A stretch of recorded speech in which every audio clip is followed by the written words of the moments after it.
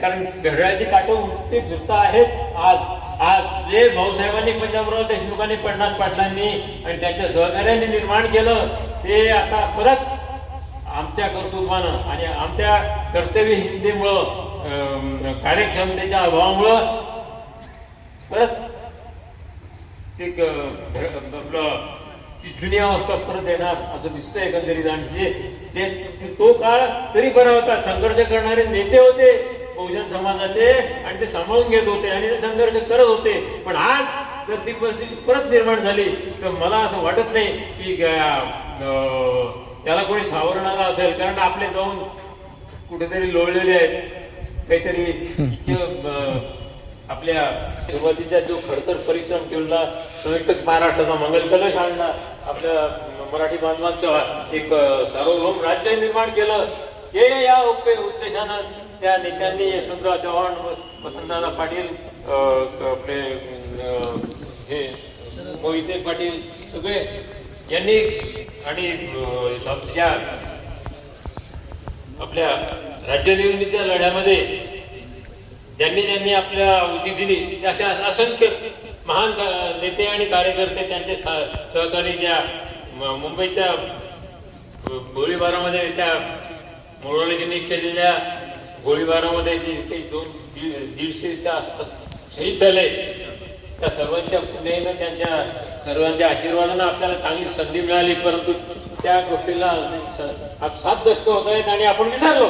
ते त्यांचा काय विसरलो, सर्व विसरलो. पंजाबराव देशमुख विसरलो, कर्मवीर भाऊराव पाटलांना विसरलो, डॉक्टर बाबासाहेब आंबेडकरांना विसरलो.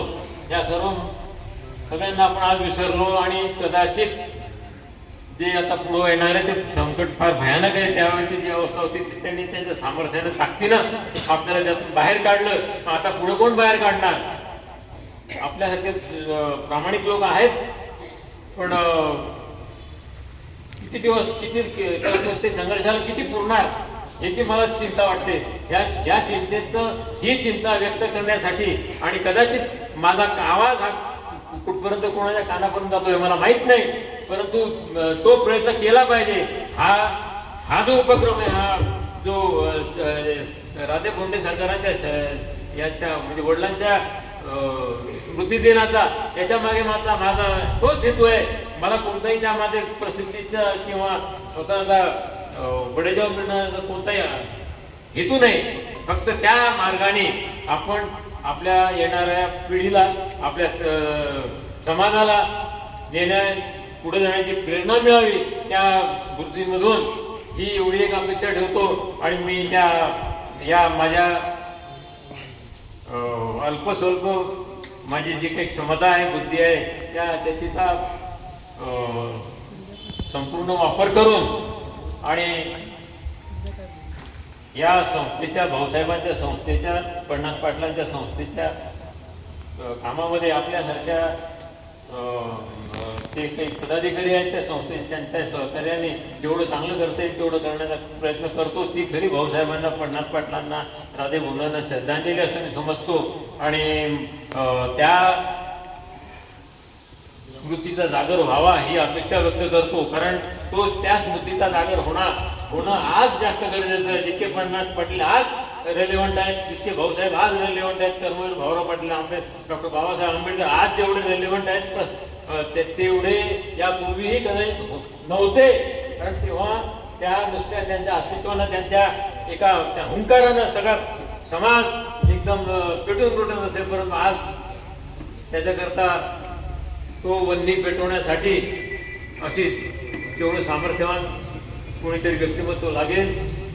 त्या कामाला आपण अपेक्षा करूया की या आपण ज्या महामानवांचा नावात जागर केला, त्यांच्या कृपाशीर्वादाने, त्यांच्या पुण्यानं ते आपल्याला शक्य होईल आणि आपलं हेतू साध्य होईल. आणि जे काही भय मला वाटतंय ते भय विरून जाईल. आणि ते भय विरणं, त्यांचा ज्या पूर्वसुरींचा त्यांनी जो काही अतिशय खडतर परिश्रम करून आपल्यासाठी हे संधी निर्माण केली, त्यांचं स्मरण करून त्याचा ते टिकवणं ही त्यांना खरी श्रद्धांजली राहील असं मला मनापासून वाटतं. आपण माझे शब्द ऐकून घेतला, माझे वक्तव्य ऐकून घेतलं, मी आपला आभारी आहे. आणि या कार्यक्रमाबद्दल आपण आलात इतक्या दुरून, त्याचे वक्ते आणि आपण सर्व इथं आलात त्याबद्दल मी आपला ऋणी आहे.